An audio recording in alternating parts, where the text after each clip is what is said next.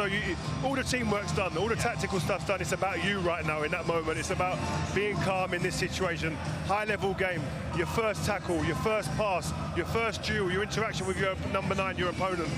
In our day, we wouldn't even go into the tunnel first. Look, there's the Arsenal players already. We wait for the opposition. We don't go there first. We dictate before the game actually starts. And that was a big thing with Arsene Wenger. Yes, it was, but I think Rio explained it quite really well. It's about playing the games together, respecting the game plan, and not get the emotion taken over. Did you have to really try hard to calm yourself down, though? Like, unlike Keown here, who's a red card waiting to happen, it is too much emotion about this. Because you can look at, listen, we're in this stadium, you can feel the vibe, you can feel the buzz here, the noise. You've got to just bring yourself down and normalise the situation. That is a difficult part. You know what's riding on this game. You know the importance of the 3 points. This could mean winning the league. You've got to love it. You have to love it. And Patrick said earlier, feel the excitement and buzz off of that. Could you really enjoy it when you were right in the middle of a close title race like this? Is it only when you look back on it, or do you feel it in the moment? And that's why those players, City and Arsenal players, they are looking forward to this kind of games, because as a player, this is what you want to do. You want to live those kind of moments. Look at the atmosphere. It's a fantastic game of football, and I'm sure the players will be ready for that. What an incentive for these young Arsenal players to stamp their authority now, announce themselves, and shut this crowd up. It's a great incentive for them. It is an incredible atmosphere here at the Etihad. Here we go then. Pep Guardiola has called it the final. One of Manchester City or Arsenal could take a giant stride towards the Premier League trophy. It is time to find out who, in the company of Lucy Ward and first Darren Fletcher. Well, this is not a night where unnecessary hype is needed. We all know what's at stake, and we've all been looking forward to this game for quite some time, based on what it means for Manchester City, Arsenal, and the Premier League title race. The winners tonight have control, nothing more, nothing less. But at this stage of the season, that is such a valuable commodity. Arsenal lead, City are chasing as if their lives depend on it. Arsenal are wobbling, while City look unstoppable. But who performs when the lights shine the brightest? It's the game of the season in the Premier League, and the Etihad is at fever pitch.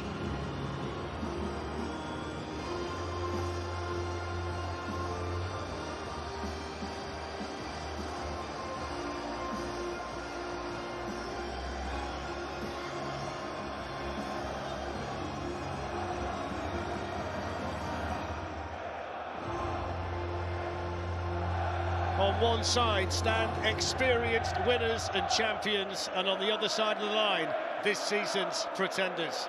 No surprises for Pep Guardiola tonight. He's gone back to the team that started in Munich, apart from one difference. Nathan Ake's injured, Kyle Walker comes in, and Manuel Akanji switches to the left. Walker's playing against Arsenal tonight for the 26th time in his career. It's a City team that hasn't lost here since November. 5 players who were rested at Wembley return for City tonight. Mikel Arteta's had some positive injury news. Granit Xhaka's fit and returns in midfield. He replaces Fabio Vieira, who started against Southampton. William Saliba, though, is still out, so Rob Holding continues in defence. Jesus and Zinchenko start against their old club. Every one of the Arsenal starting outfield players has scored at least 1 goal this season. Lucy Ward, what are you looking for tonight? Well, I mean, we look at City, but to ensure that City have got complete control of the game and incorporate Haaland's goal threat, Guardiola has developed this back three plus a box midfield, and it's worked really well. We look at Arsenal, extremely well drilled in his system, allowing the wide players to excel. But 2 players I want to pick out, De Bruyne and Ødegaard, are the 2 best number 8s in the league, and I think one's a right footer, one's a left footer, both elite in the same area of the pitch.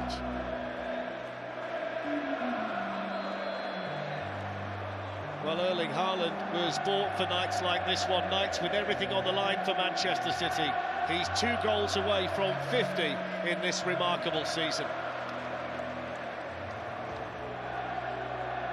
Bukayo Saka's having a wonderful season of his own, and when so much is at stake, Mikel Arteta hopes his young England star can shine brightly here at the Etihad.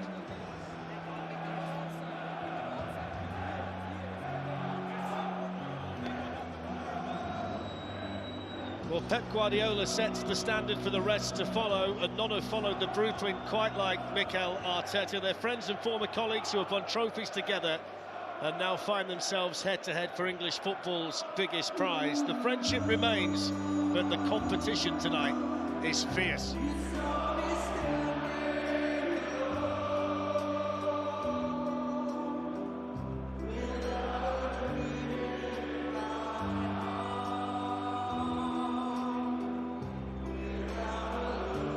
There's an important man tonight, Michael Oliver, who's the referee, and David Coote is the VAR.